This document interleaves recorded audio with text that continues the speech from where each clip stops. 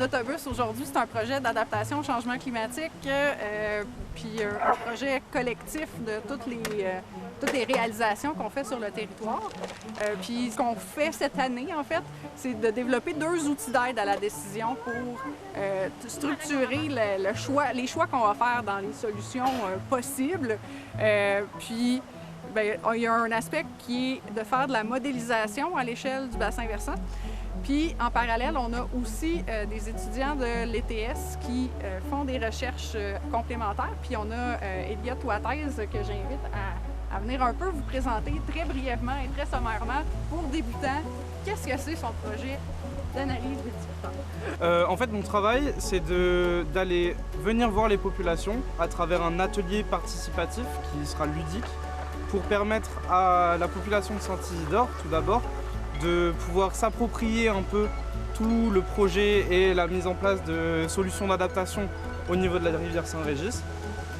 Et à travers ces ateliers ludiques, je vais leur permettre de réfléchir un peu plus sur les critères qui sont importants pour eux et qui les impactent vraiment, qui permettraient d'avoir une idée en fait plus globale de quels sont les critères les plus importants pour la population et qu'il faudrait favoriser pour la mise en place d'une solution adaptée.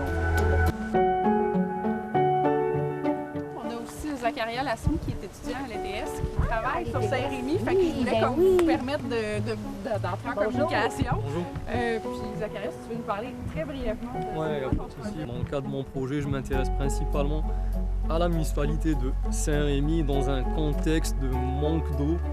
Enfin, à la fin de mon projet, je devrais être en mesure de livrer une carte d'occupation du sol, bien entendu à caractère agricole, une estimation de la consommation en eau du secteur agricole et un protocole qui permettrait bien entendu de faire le suivi des fluctuations du niveau de l'eau souterraine.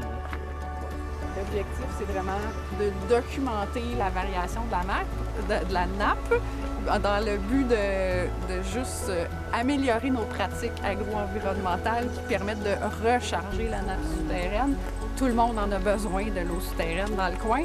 Fait que quelles pratiques qu'on peut utiliser dans le milieu agricole? On a vu le bassin chez M. Bourdeau tantôt. Ça peut être un bon exemple, mais ça peut être d'autres choses. On a juste à être créatif.